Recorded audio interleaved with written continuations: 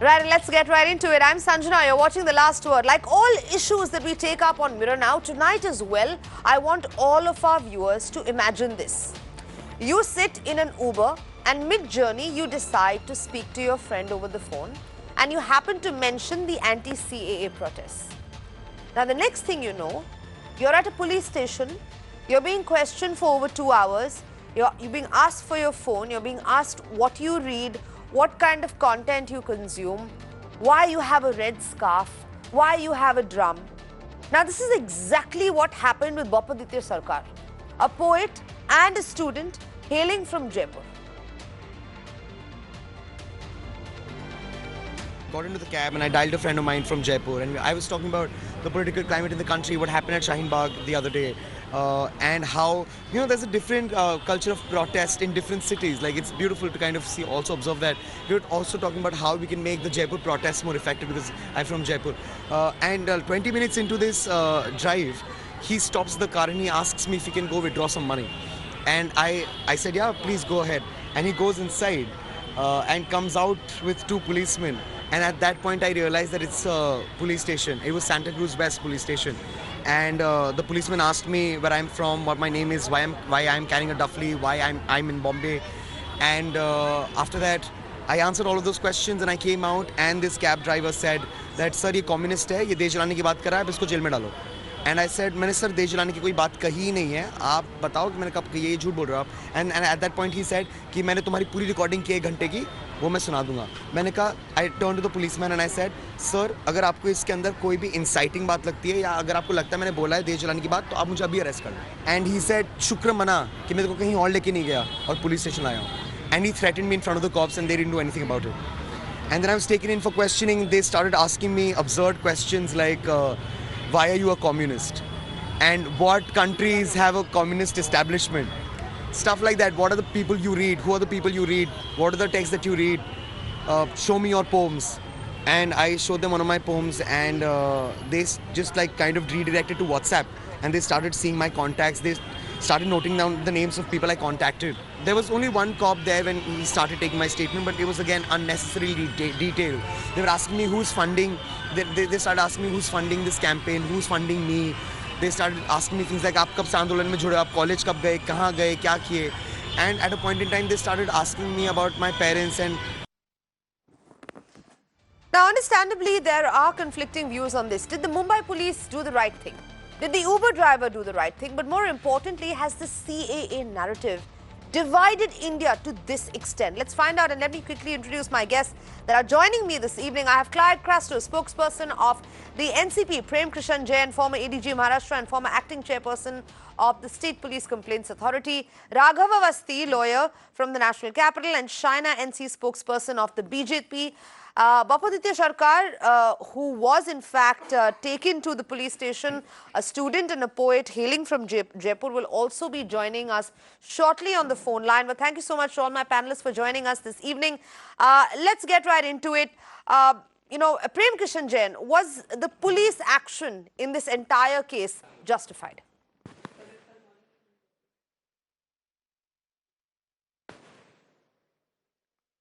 It is very difficult to state unless the facts are before me. But if there was a specific complaint and the police made some inquiries, I think it was well within the 4 corners of law. Inquiry can be made in case there is something found to be suspicious, and especially when there was a complainant. And the police themselves have come out at the end of the inquiry that nothing suspicious was found, so they let him go.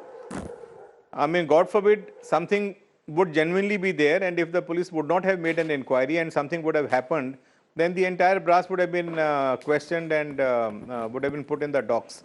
So it is very, very subjective as to how the initial interaction with the concerned person went. What was the content of the complaint that was filed by the taxi driver, by that Uber driver? So I would say that an inquiry, there was nothing wrong with the inquiry. Now, the contents of the inquiry, what kind of questions were asked, his phone was checked and why was it checked and all that, are the things which I think the officer on the spot has to decide whether, what should be the extent of inquiry into such cases. Primarily, to me, it appears that if prima facie the guy was all right, he could satisfy me with the basic questioning, I would have let him go. But as I said, it all depends on the officer on the spot as to what kind of and how detailed an inquiry he wants to make. Okay, so Clyde, then let me come to you, because a lot of people today in the newsroom or even otherwise who called in and we've been speaking to are all shocked that this is coming out of a place like Mumbai. So as a political leader from Maharashtra, do you believe that this incident is setting a dangerous precedent?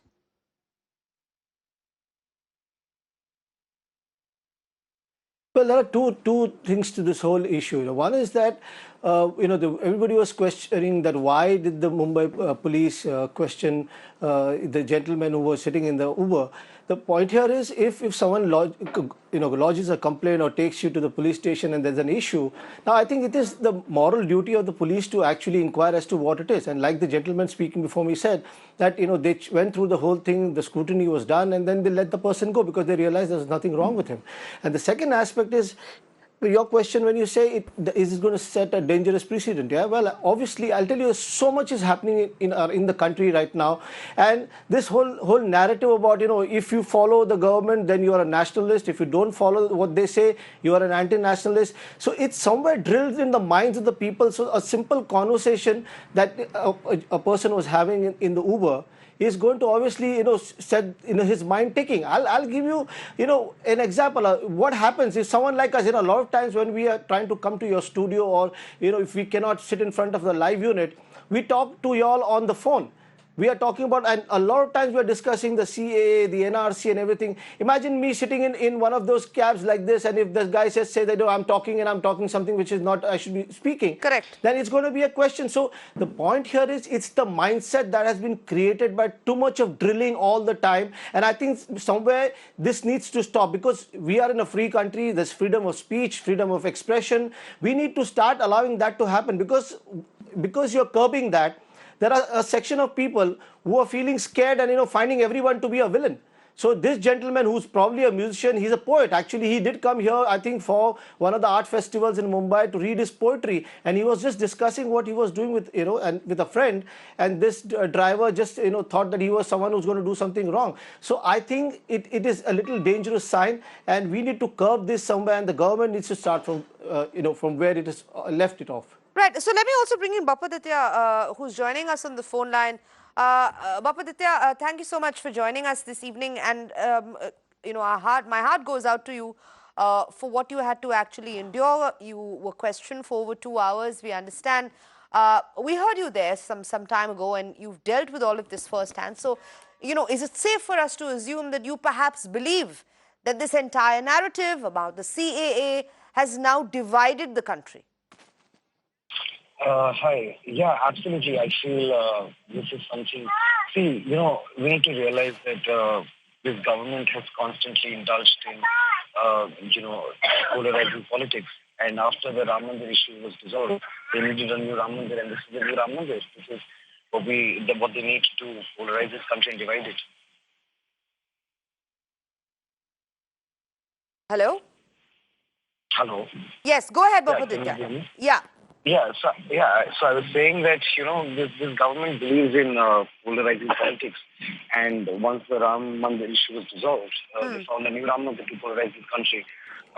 But what people are failing to see is that just the face of it is this community that the government is trying to preach people against. It is actually a law that's against the poor. It's not against a certain community, it's against the poor people of this country. All right. Shaina NC, would you like to weigh in on that?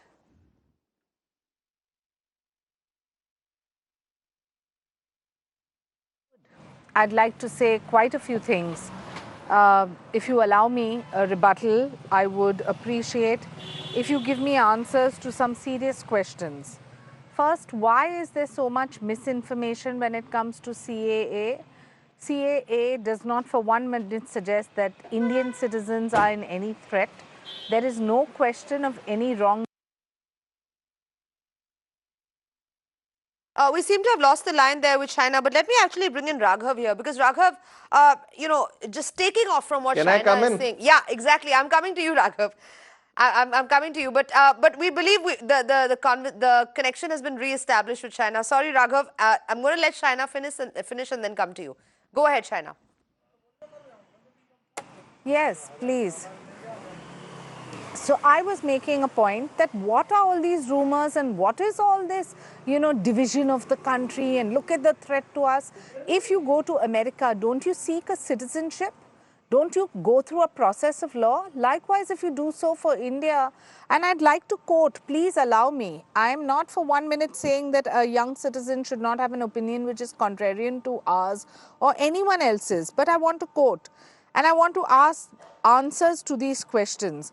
When you say, ये देश जलाने की बात कर रहे हैं, बोल रहा है कि मैं कम्युनिस्ट हूँ, हम देश को शाहीन बाग बनाएंगे, मेरे पास पूरी रिकॉर्डिंग है, हम देश को जला देंगे, तुम देश बर्बाद करोगे और हम क्या देखते रहेंगे?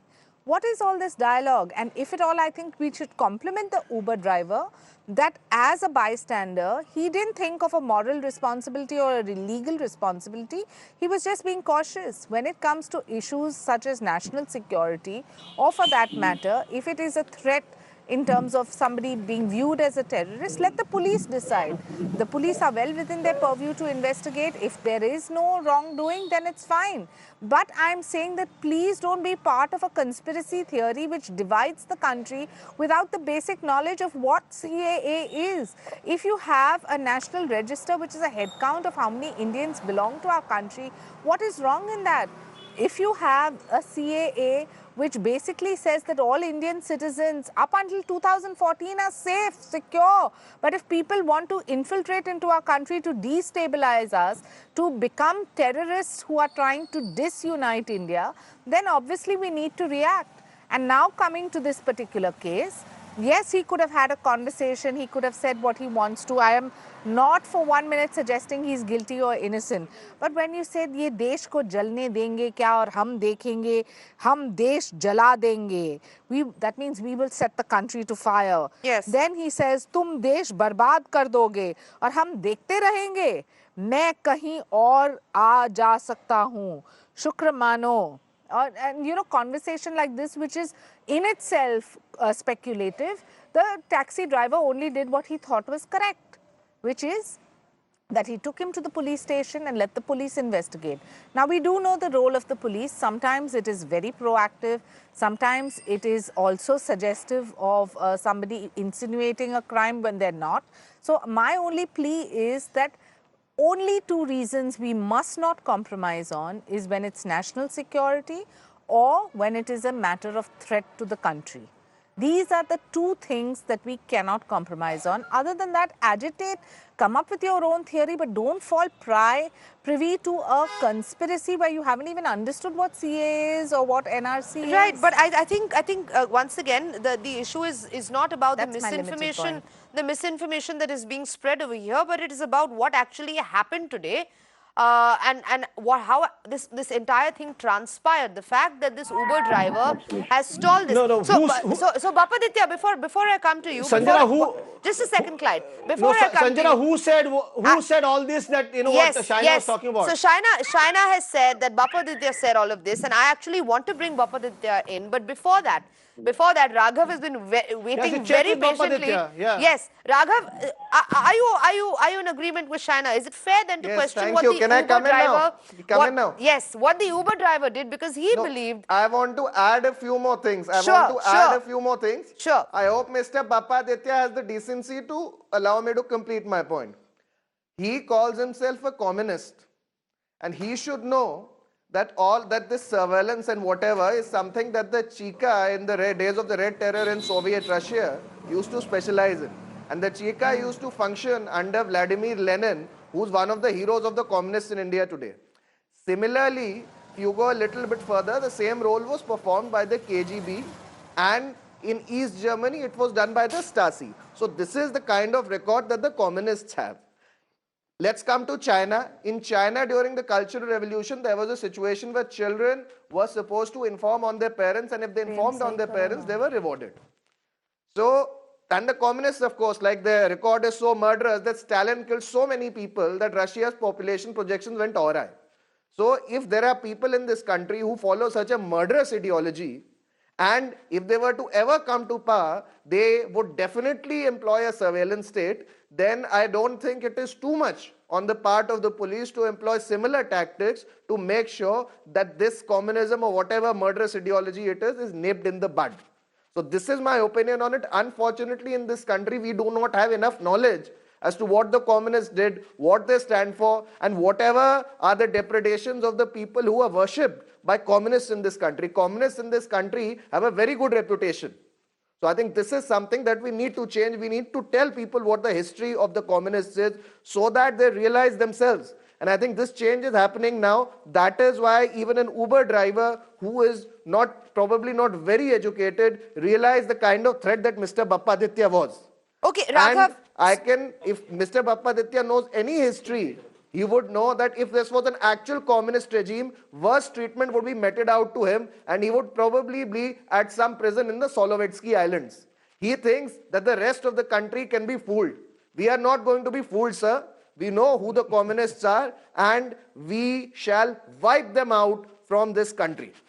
Okay, Raghav, 1 second. If I were to actually leave the history behind and all of these points that you've raised, I don't know what Bappaditya's claims are. I'm going to actually hear from him in just a moment. We're just going to ask him. But let me just follow that up with a counter question, because if I were to actually leave all of this aside and had it been anybody else sitting in that Can Uber, I just add one point in to that what Uber, he said? Yeah, just sitting in that Uber, talking about what was happening at the anti-CAA protest, talking about what is happening in the country, is it then also incumbent on the cab driver to go and inform the police?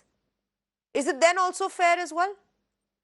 If I were to ask you to leave that entire thing about the history of it. May I just make one point? Anybody, Can I just add one? irrespective of whether somebody is a cab driver, if somebody is listening to something that betrays a conspiracy to commit a cognizable offense, it is his duty to inform the police.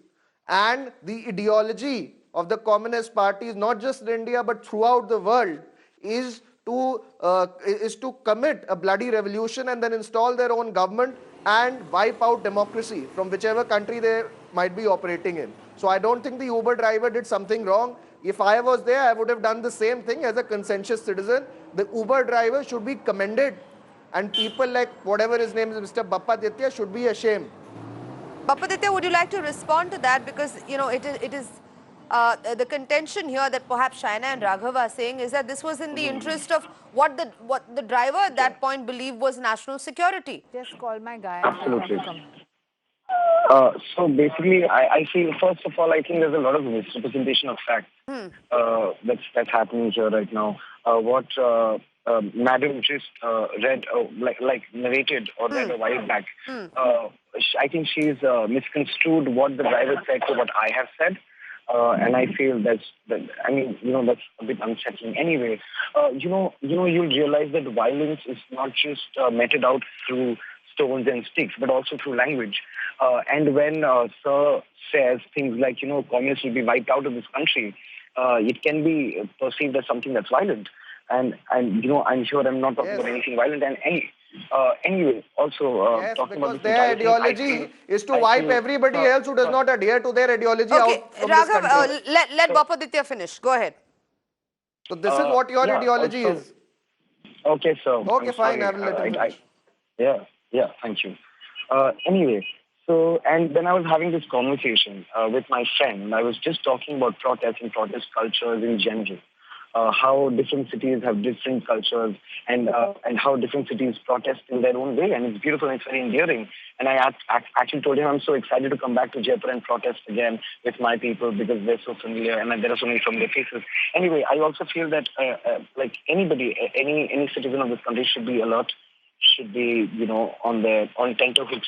And I absolutely agree with that fact. But, just a conversation with me could have really given him more clarity because I don't think I, could come off as as a violent person. I'm rather and he could have just talked to me. And, I was just carrying a display. And I think I read a news article somewhere where the policeman said that the Uber driver identified me as a threat just by the way I was looking, which is funny because the Prime Minister of this country also said something on those lines a few weeks back. And it's just like there's this reinforcement of that kind of narrative that's happening in this country, and that's what I feel is dangerous.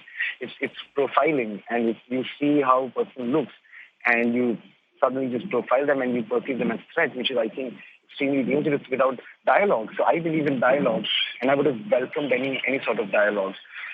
And and when it comes to me saying that I will burn this country down, I told the police, I told the cab driver to show them the recording. I told them, I asked the police to get a record of my call log and track that call and probably just listen to the entire call. Right. I don't have a problem, and I also told them that I'm ready to cooperate if they feel that I've said anything that could incite violence or is anything or is anti-national. I was ready to cooperate and get arrested. I also offered that cooperation. Also, when Sir said something like, I don't know how. See, the thing is, these people have not talked to this driver. I was with them. I have experienced it firsthand. And there's this constant motive to kind of discredit my experience. But this guy was well-spoken. He was fairly well-spoken. He was a smart guy. And that's what also, kind of made me contemplate, why is this happening? What is it? And my fight is not against people. I love people. Again, I keep saying this, that I'm not fighting against something. I am fighting for something. And there's a difference. All right. Clyde, you wanted to make a point. Go ahead. Yeah. I do too. Yes, sure, Shine. I'm going to come to you. Let me quickly get in Clyde first. Yeah. I mean,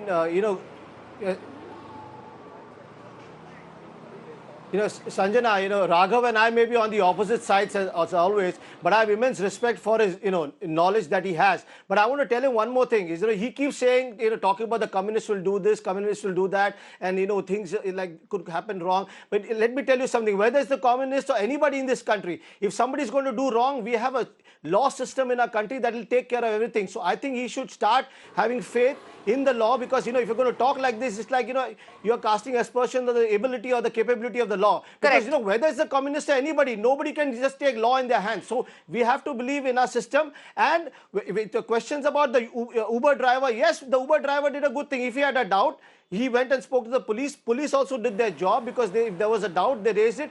The point here that we are talking about is the narrative. When the narrative is, supporting your side, the narrative is okay. And when the narrative is not supporting your side, it's the anti-national narrative. I think we need to grow up. We need to think beyond all this. We are all intelligent people and knowledgeable people. We need to grow, beyond all this and start looking at things the way they are, and not just because it's my way or your highway kind of thing.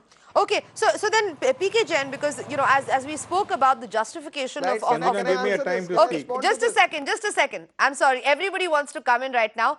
Mr. PK Jain has been also waiting very patiently. So if I were to ask, because as Bapaditya is saying, if the police were fair in terms of inspecting and probing both sides, because it didn't appear that actually happened.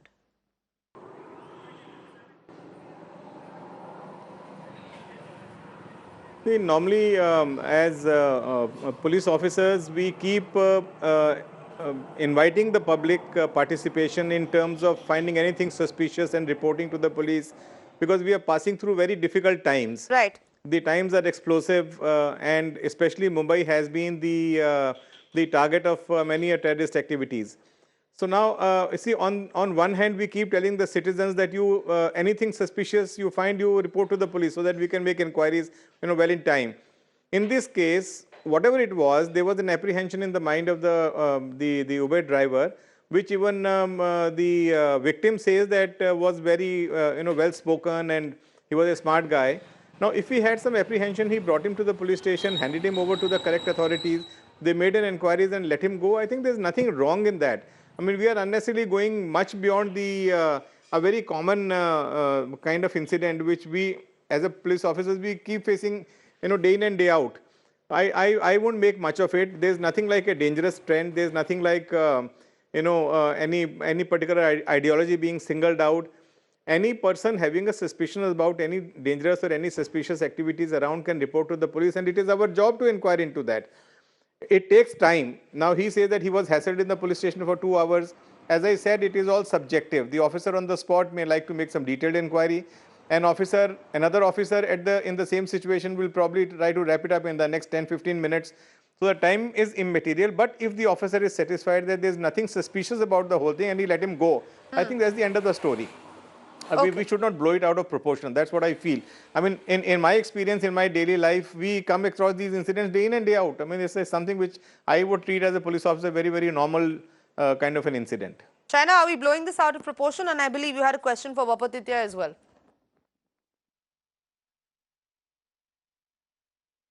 I think we're absolutely blowing it out of proportion, and my request is please read what the Citizenship Amendment Act is. All this hue and cry, all this kind of pseudo activism that one sees in Shaheen Bagh, and I'm in Delhi as we speak.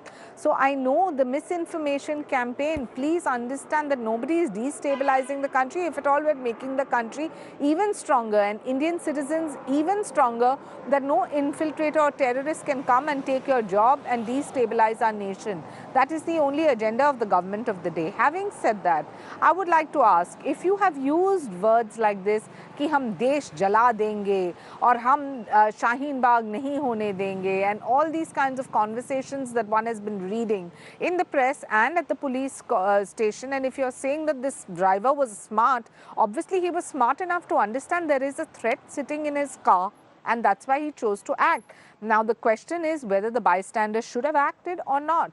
Could be it's a false alarm, could be it was a misinterpretation, but I would like to salute that driver of the Uber taxi who has taken on his responsibility as a bystander, not limiting himself to a moral responsibility or a legal responsibility, but just showing actual proactiveness and being extremely smart and realizing that this could be somebody who wants to destabilize our nation, and take him to the police station. Let the police investigate, and if he is innocent, he can be let free. But just because you got somebody who is so-called innocent or that the police feel is not a terrorist does not mean that citizens should not act. Let's not demotivate our citizens also. Let's applaud the ones who stand up for what they believe could be a possible threat or a possible situation for the country. Okay, so we must dissect and understand first, what are you agitating about? That's number one. Second, if you are, and if you choose to come out with these kind of stations, hum desh ko jala denge, then I think that the Uber driver is right. As far as the police is concerned, nobody wants to intervene, but we do realize that the police is sharp enough to understand who is a threat and who is not. Okay, Raghav, before, of course, I let you respond. After you do that, I have a question, because let me widen the spectrum a little bit. Uber issued a statement. So is it then fair or okay now for brands, for companies, for firms to also be getting into two ways in which the country is being divided? Because then that all obviously changes everything if it already hasn't. So as far as Uber is concerned, Sanjana, in all fairness, I'm not a spokesperson for them, so I don't know what they've done or what action they've taken. But coming back to the larger point, I also want to respond to Mr. Crasto. He very generously complimented me, and therefore I would urge him to read this book by this author called Orlando Figes, titled Russian Revolution, A People's Tragedy. So then he would learn about how the communists whom he is defending right now wiped all opposition to them, even on the left, in the erstwhile USSR. I'm not defending the communists. So we have to understand the historical context. So listen to what I was saying. I did not support anybody. That's what you are. No, you hear me out also. That's what. Okay, I did not support anybody, Raghav. So let's. No, I'm not supporting anybody. I'm not supporting it. I spoke, I'm supporting the law of my country. I'm supporting my justice system. I'm supporting the law in my country. So don't put words in my mouth. Exactly. Because, people have been listening to our debate. You and I both are speaking here. Everybody can hear it. I'm not supporting the communists. You can I'm answer supporting later. the law of Okay. Mr. Crasto, One person at a time. Crasto, I am glad. No, don't put words in my mouth. Mr. Crasto, let me speak. This is my turn. Okay. Gentlemen, please. putting please. words in your mouth. The fact is, yes, Clyde, I'm saying that the law, Clyde Crasto, legal please. machinery of this Okay, country, okay. the legal machinery of this country is Clyde, fully I think let equipped. Raghav is finish. fully Clyde, equipped. please, don't force us to take steps like reducing your audio and stuff like that. Let me quickly first bring in Raghav. Raghav, you can finish your point. Clyde, we will give you a chance to respond to whatever Raghav is saying, but let's not try and speak over each other. That's not the point of this. The point of this entire thing is to have a discussion. Raghav, go ahead and make your point, please. Police is a really professional organization. I have the utmost respect for the Mumbai police. They are, I think, the most professional police force in this country. And therefore, I feel that they should be given a free hand to deal with communist subversives. This is the point that I was trying to make. I am supporting Mr. Crasto. And so Mr. Crasto is a spokesperson of a party which is now in power in Maharashtra. He should agree with me. This is not about branding A as anti-national or branding B as a nationalist.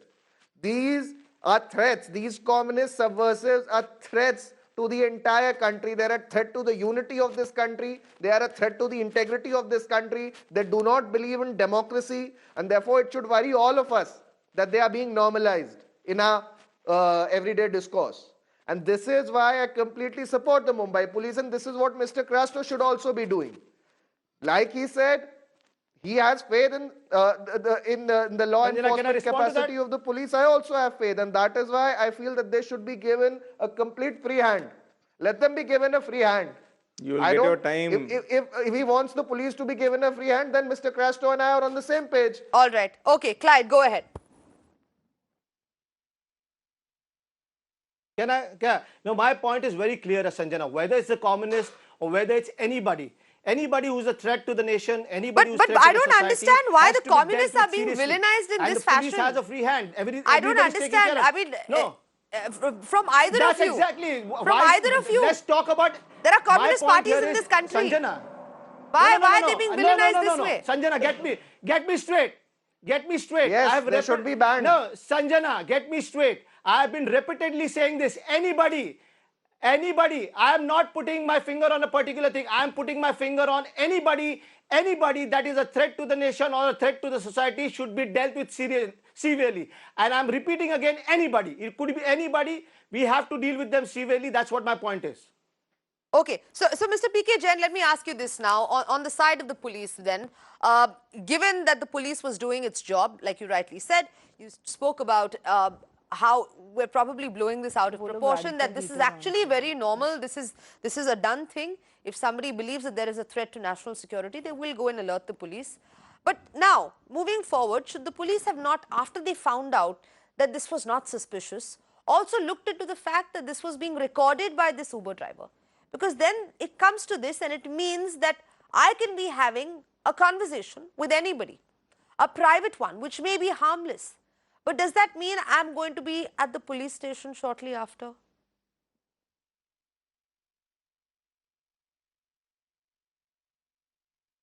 See, he did record the conversation which was going on in his vehicle, and see, unless he puts it to some kind of a use against this gentleman, no case is made out. I mean, he's got a recording device in his car. He's perfectly, I would not say it is legal, but it is not illegal also. I mean, there's something which is a neutral kind of an action. Now, in this particular case, he found that the conversation was not going according to, which was he perceived as a threat to the national security. He recorded the conversation, and he must have started recording it only after a conversation went ahead beyond a point. Maybe after 2, 3, 4 minutes, 10 minutes, he must have started recording it. He cannot record it right from the word go. Now, if he recorded the conversation, but the conversation was never used for any legal action, then probably, it's okay. Second thing is that the court does not place any trust on this kind of an evidence which is collected by an individual or even by the police. There's a specific law which lays down how the conversation can be recorded and how it can be used in the court. So, I mean, I would not even say that this was a breach of the privacy of the person who was traveling in the car. In fact, the person who's traveling in the car, it is like the buyer's beware. He should be aware that he is sitting in a public transport, and that whatever he says will be heard by another individual who's also sitting in the car. So I think it's a question of buyers beware. He should be careful about it. I mean, I don't see any illegality in the entire process till the time somebody is trying to either put it to a use which is legal or to extort money. I mean, tomorrow if this gentleman would have been doing something which is grossly illegal, and then the taxi driver demands some money from him to suppress this information or conversation, then an element of criminality comes in. Now, he probably noticed that something was going on which was probably not in the best interest of the nation, and he recorded the conversation. He only told the police that I have recorded the entire conversation, and I don't think it was even played before the police. Inquiry was made, he was let off. I think that's the end of the story. I mean, I don't read much into it till the time something actually would have been found in this. All right. Bappaditya, if you're still with us on the phone line, if you can take us through what the police actually asked you. I believe they asked you things about the kind of content that you consume, what books you're reading. I believe they also spoke to you about wearing a red scarf, about carrying your tambourine. If you can just give us those details. Also, I want to talk about a few things here. Sure. What I don't understand is how is an artist a threat to the national security of this country? I absolutely don't understand that, and that kind of leads me to believe that people and this establishment just wants to contain free thinkers and people who have the ability to mobilize people through art. And that's a very scary thought. That's a very dystopic thought. I just want the people who listen to this to kind of think of that for a while. But this is not what the establishment did to you. All right. Just let him finish his point, please. I did not interrupt anybody. So anyway, so also I don't know how this is not a breach of my privacy because I was not told that I was being recorded. The second thing was I was not even talking to the Uber driver. I was talking to somebody else on the phone who was in Jaipur. The third thing is, if I didn't know where I was going, I was confined for a while and without my knowledge. I was confined for those 20 minutes because I didn't know where I was going. And nobody's talking about the threat that he gave me. He threatened me in front of the police where he said that Shukra mana ki main tere ko kahin aur nahi leke gaya aur tujhe police station laya hu. What is that supposed to mean?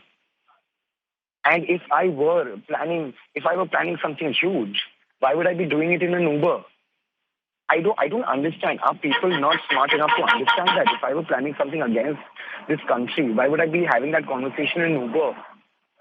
And that casually. Anyway, if I will tell you what transpired at the police station. I was taken in and I was asked if I was a communist, what is my ideology and the kind of books that I read, the kind of people that I read. I was asked to show one of my poems, and I did. And shortly after, they started sifting through my WhatsApp contacts, and they started writing down the names of people I had contacted. Later, they were asking me about how I fund my travel and how I sustain myself since I do not have a job. I told them I'm a freelancer. And they said, nahi, kaise to nahi hota hai, kuch to aapko kahin se to milta hoga. And the police officer also told me how he thinks that Shaheen Bagh is funded, and he felt that, kuch kahin se to paisa aata hai, kaise to chal raha hai ye. Stuff like that. And I told him how a people's movement is different and, stuff like that. The policeman, also, first of all, there were 4 people interrogating me. I don't know for what. And 3 of them were in civil uniform. It could be perceived as intimidation, even though I was not intimidated because I knew that I had not done anything wrong. And also, Mr. P.K. Jain said that the police did not hear the conversation or the recording. One of the officers in front of me was listening to that conversation or to that recording. The police also kept asking me about what my father does, what he works as, and how his salary is. And at that point, I told them this is absolutely unnecessary. And they said, we're just doing a background check. Later when I was asked to go, I was told to not wear red scarves or carry dufflies because desh ka mahal kharab hai. And I said, how is a tambourine a weapon? How is a tambourine? I just don't understand. And I said, agar ek duffli, ek औजार hai, और आजादी के नारे खतरनाक है, तो indeed we're in tough times, and indeed we are in a fascist regime. Okay, so Clyde, let me ask you this, because I think just going by what Bapaditya is I saying, think everything is Facts, correct. everything is being overplayed. okay. Yes, okay. Go ahead, Mr. Jain. Everything is I'll being pose my question to overplayed. Clyde I after mean, that. some background check, some questions being asked. I don't know. See, my simple observation on the entire thing is, when you make a cross check about an individual, you certainly ask him about his family background, Right. about what he's doing, about his sources of income, what exactly is he doing, why did he come to Mumbai. These are all commonplace questions which anybody would like to satisfy. Yes, see, as I said, it is all subjective at the police station. Who's making an inquiry, what is his mindset and all that. See, eventually, anybody who's making an inquiry is an individual. So the type of questions could vary, the intensity of the questions could vary, the number of people, as he says, 4 questions where persons were asking him questions, all these methodology could It's our vary. life. But the fact remains that once you want to make a background check of a person as to what kind of a person is he, there's a specific complaint. What is wrong in, now if they ask him about his sources of income, about his father, what his father is doing, what does he Right, do, correct. and parting they gave him a friendly advice that now, since he was already victimized once, he was brought to the police station because he was wearing a red scarf, he said something in the car, he was carrying a duffel. If he was given a friendly advice, yaar ye lal rang ka scarf mat pehen ke jao, he could have taken it, he could not have. Was it a direction? It was not a direction. It was a friendly suggestion to him. He did not agree with it, fine enough. Now, if you find a dangerous trend in this, I don't know where to look for. Okay, and but what to okay, look but for. not I a mean, not it's a question dangerous of trend, but overreacting to the whole scenario. okay, but not a dangerous As trend. I said, it's a plain and. But if China and see, I think if the police also are talking about the Ma'am, environment, how do you find but, out? But if the Tell me, police how are do you saying, find out? sure, but if the police are saying कि माहौल अच्छा नहीं है, there is hostility, they themselves are advising Bapaditya not to carry a duffly, not to wear a red scarf. The police themselves are saying that. So how can we then say that, oh, there is no dangerous precedent that is being set here? That how can we deny that there is actual hostility? How can we deny that there is actually that kind of environment that's prevailing? If your own Okay, tell me, law if this officers, gentleman, your if this own police gentleman would not force, have been a. yes, your own police force, after questioning somebody for over It's 2 like- hours, has said that to them. Shaina NC, go ahead. Let me ask you. Look, Let me ask you if somebody one is question. Mr. Jain, In this just give me scenario, 2 this minutes, gentleman please. would Mr. not have been a Jain. communist. Shaheen Okay, Bagh Mr. Let's Jain, assume just that give he us was not 2 a minutes. communist. Let Shaina finish. We'll come back to you. Ji. Okay, fine. Now take the reverse. This gentleman has said हम देश जला देंगे, हम communist हैं, ये शाहीन बाग नहीं होने देंगे, हम मरते दम तक देखेंगे नहीं, this, that and the other. That is also commentary. So if the police says that, there are few reasons why you were suspect, one is because of what you said, one is because you said you're a communist and wearing this red patta, I think that this is an opinion given by the police. But It's not Shaina, something you which have is to also be taken understand as that the you have to gospel also truth understand that he needs did to that imbibe by, or Bapaditya the is police saying needs to that he practice. didn't say any of that. He didn't say any of that, Shaina. Is Look, the claim that is being put forth what is by the- Bapaditya. The what police have let is him the go. moral of the story? They've let well, him obviously go. They the said there was Uber- nothing suspicious. The police have obviously, absolutely, but if the taxi driver has got recordings of the same, he's also put it forth. My point is two. One is, what is this hue and cry about CAA? Understand what it is. Because if you understand it, you wouldn't be agitating at all. You would want your country to be strong. You wouldn't want infiltrators to come in and destabilize you under the garb of terror. And this is no threat to any Indian, Muslim, Hindu, Sikh, Parsi, Jain, anybody. All of us are citizens of this country, and if we need a head count, then so be it.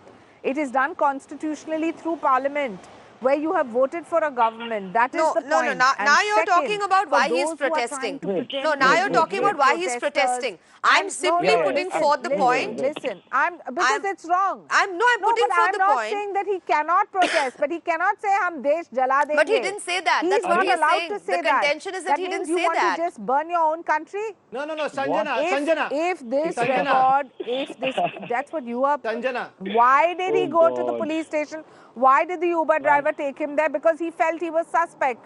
So there's an investigation which takes place, and post that investigation, if he hasn't said it, so be it. That's it. That's the end of the story. But what Ma'am, my point is that when you're agitating, please understand what you're agitating about. All right. Okay. Okay. That's a fair point then, if you're going to say that. So, Clyde, I'm going to come to you, but quickly, I've opened the calling lines. We have some callers joining us on the phone line. I have Jamshed joining us from Mumbai. Go ahead. Good evening, Jamshed. Thank you so much for joining us on the last word. Go ahead. Good evening. You see, I fully agree with China MC's point.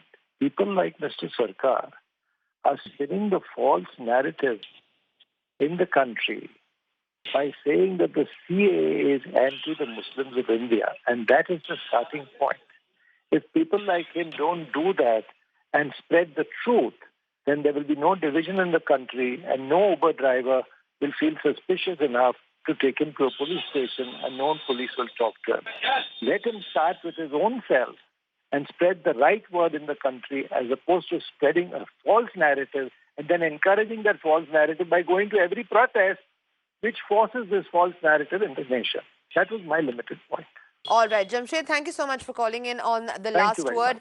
And thank you to my panelists for joining us this evening. I'm afraid we're completely out of time. Bapatitya, the poet activist, a student who was joining us on the last word this evening, was taken to a Mumbai police station by his Uber cab driver after the latter overheard his phone conversation about an anti-CAA protest.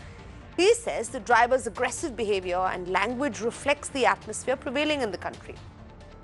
But does this mean that the Uber driver was wrong in reporting what he thought was a threat to national security? These are thoughts, these are questions that we all need to think about, and more importantly, understand about whether the political narrative around the CAA is actually dividing all of us. Thank you so much to my viewers for joining us this evening on The Last Word.